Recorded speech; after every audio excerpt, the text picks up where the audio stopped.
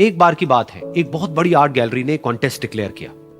उसमें उन्होंने अनाउंस किया कि जो भी पेंटर पीस को डिपिक्ट करने वाली वर्ल्ड की सबसे अच्छी पेंटिंग बनाएगा उसको $10 मिलियन का इनाम मिलेगा।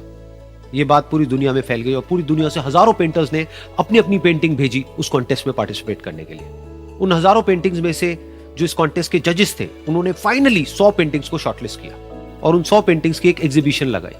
उस एग्जीबिशन में इन सारे पेंटर्स को तो इनवाइट किया ही किया, साथ ही साथ मीडिया वाले भी बैठे हुए थे और मीडिया वालों के साथ हजारों लोगों की भीड़ भी जमा थी। क्योंकि प्राइज अमाउंट इतना बड़ा था तो सबका इंटरेस्ट था ये जानने में कि कौन जीतेगा, कि वो पेंटिंग कैसी होगी और कौन वो पेंटर होगा जिसको इतना बड़ा अमाउंट मिलेगा। फाइनली वो दिन आ ही गया। वहां पर सारी ही पेंटिंग्स देखने लायक थी और एक से बढ़कर एक थी। उसमें से कुछ पेंटिंग्स थी जहां पर सबसे ज्यादा भीड़ थी। जैसे एक पेंटिंग थी जहां पर एक बिल्कुल साफ पानी की नदी बह रही थी जिसके पीछे कुछ पहाड़ थे, उसके ऊपर बर्फ जमी हुई थी और पीछे से सनराइज हो रहा था। एक और पेंटिंग थी जहां पर पेंटर ने पीस को डिपिक्ट किया था फुल मून नाइट के थ्रू, यानी कि एक बिल्कुल पीसफुल लेक थी जिसका पानी बिल्कुल स्टिल था, इतना स्टिल कि उसके अंदर आप रिफ्लेक्शन देख सकते थे आसपास में जो भी कुछ था उसका, बिल्कुल एक मिरर की तरह। और बिल्कुल डार्क आसमान में कुछ तारे चमक रहे थे और एक चांद चमक रहा था। उसके अलावा एक पेंटिंग थी जिसमें बिल्कुल सफेद बादल थे, नीला आसमान था और बिल्कुल हरी हरी घास थी। यानी कि सारी ही पेंटिंग्स ऐसी जिसको देख करके ही मन शांत हो जाए।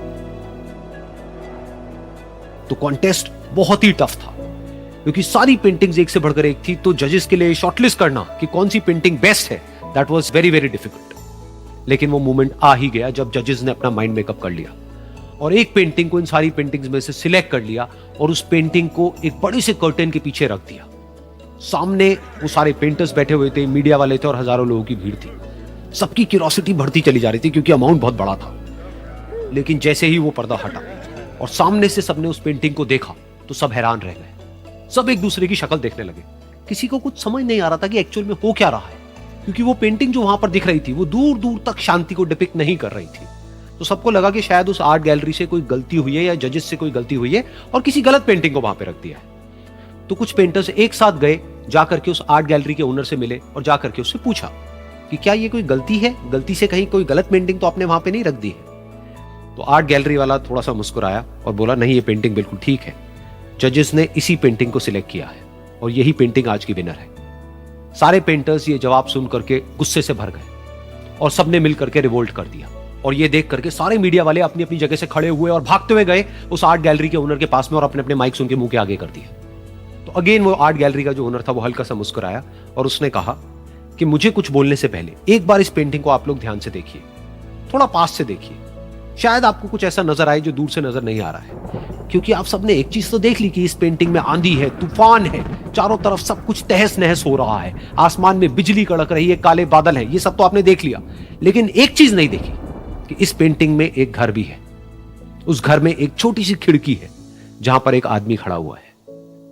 ध्यान से जाकर के देखिए, वो जो आदमी खड़ा हुआ है और बाहर देख रहा है उस घर से, उसके चेहरे पर कोई डर नहीं है बल्कि एक हल्की सी मुस्कान है, एक ठहराव है, एक सुकून है। और यही है शांति का असली मतलब।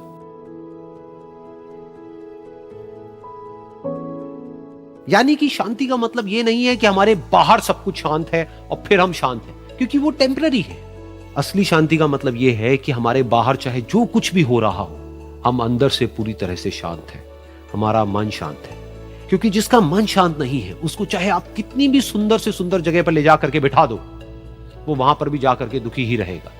लेकिन दूसरी तरफ से जिसका मन शांत है, उसके बाहर चाहे कुछ भी हो रहा हो, चाहे मौसम कैसा भी हो, चाहे उसके आसपास में सब कुछ तहस नहस हो रहा हो, तूफान हो, लेकिन वो अंदर से बिल्कुल शांत रहेगा।